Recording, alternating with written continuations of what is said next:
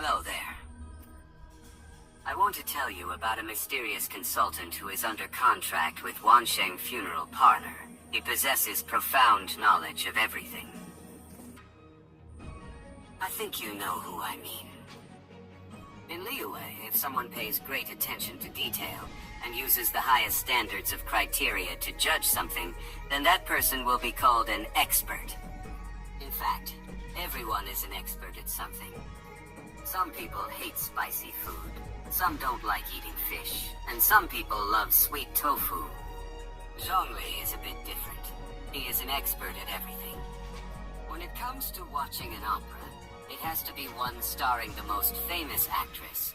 Taking a bird out for a walk has to be the most expensive. And when it comes to eating, he will go into the kitchen and ask the chef on duty to use the shrimp to egg ratio according to his rules, so that they can cook the most authentic full moon egg. Zhongli was indeed an expert on everything from clothing and daily necessities, to fine wine and food, to tea and spices, to even animals and plants. Zhongli was even highly skilled in discussing matters of trade, politics, and international relations.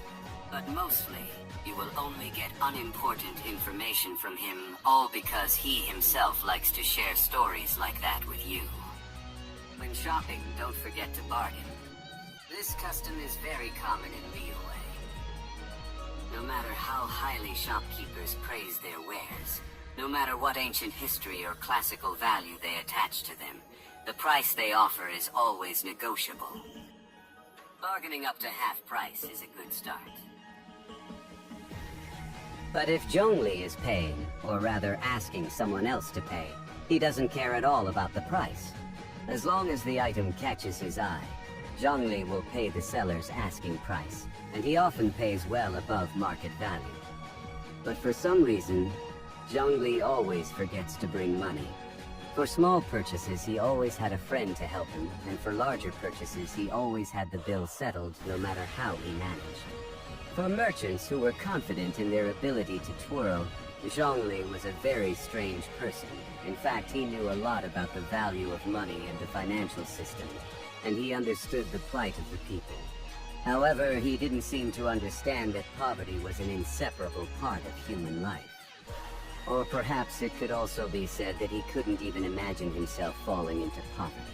How could someone like that still be alive and not starving to death? Zhongli couldn't possibly starve to death. Gaining profit and avoiding loss was not something he needed to worry about at all. He was working for the 7 nations and the world we all inhabit.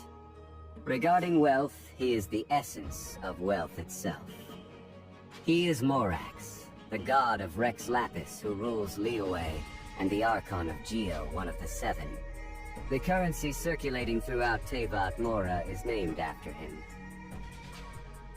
When night fell and bustling Liyue began to sleep, he would sometimes stand atop a towering mountain gazing down at the city built by his own 2 hands. To the people of Liyue, Rex Lapis holds many divine titles.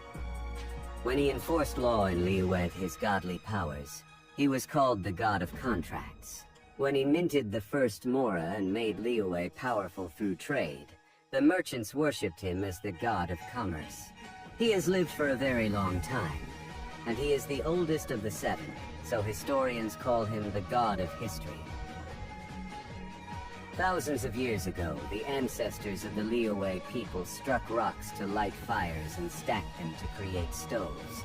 The blessings of this Geo element earned the Geo Archon the nickname Stove God. Other nations more often call him by his name Morax, though the people of Liyue prefer to call him by his title, Rex Lapis. But in the hearts of opera lovers and young children, the Morax portrayed on stage, who valiantly defended Liyue and vanquished all his opponents, the god of war, is his most captivating identity. Rex Lapis found delicious food while lost on the streets. Rex Lapis wrote on a plaque. Rex Lapis starred in a famous opera as a warrior. So many stories and tales in Liyue which, if studied further, are about the people who Rex Lapis visited at a certain time. And of course, the citizens of Liyue are very proud of their history. As the founder of Liyue Harbor, contracts were of utmost importance to Morax. From simple trades and agreements between merchants to the ancient laws written by Morax himself, no aspect of city life was untouched by contracts. For merchants, contracts were the most important standards they held dear: deadlines, invoices, shipments. Only strict and clear rules could maintain a smooth flow of trade, which was, in essence, the lifeblood of Liyue Harbor. Thus, the Kixing will punish anyone who dares to break the law without exception, not only to uphold Morax's orders, but also to maintain Liyue's prosperity. For thousands of years, each generation of the Liyue Kexing has continually interpreted the laws, amending them to cover any loopholes they discover. Merchants view any loopholes the Kexing haven't discovered as permissible because they haven't been forbidden, and they will exploit them to their fullest potential until they are finally discovered and addressed. In this atmosphere of chase between merchants and officials, articles of the Liyue Law Amendment Code continued to be added until it now had reached 279 pages. The person currently in charge of the law book, the Tianquan, Min Guan, was secretly given the nickname Liyue's Tailor by those who were good at finding humor in any situation, because of her speed in patching up the law book and her sharp eye for spotting loopholes. But no matter how complicated and tangled the laws of mortals are, for Rex Lapis, there is only one supreme law.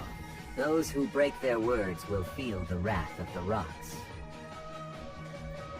Rex Lapis, the oldest Archon among the Seven, has lived too long.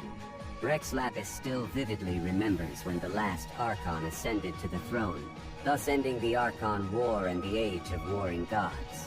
The 7 Archons had distinct personalities, and were scattered throughout the world, but they all shared the same burden to guide humanity. Over time, the holders of the title of the 7 passed away, and now only 2 remain from the first generation of the 7, Rex Lapis and Archon Anemo.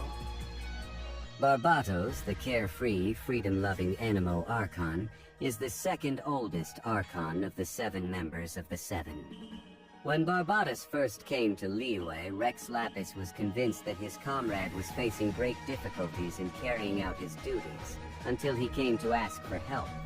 Therefore, even before the winds heralding Barbatos' arrival blew in his realm, the Geo Archon was ready to welcome the Anemo Archon, ready to lend a hand to whatever assistance his companion might ask of him. But it turned out, the Anemo Archon instead handed him a bottle of wine.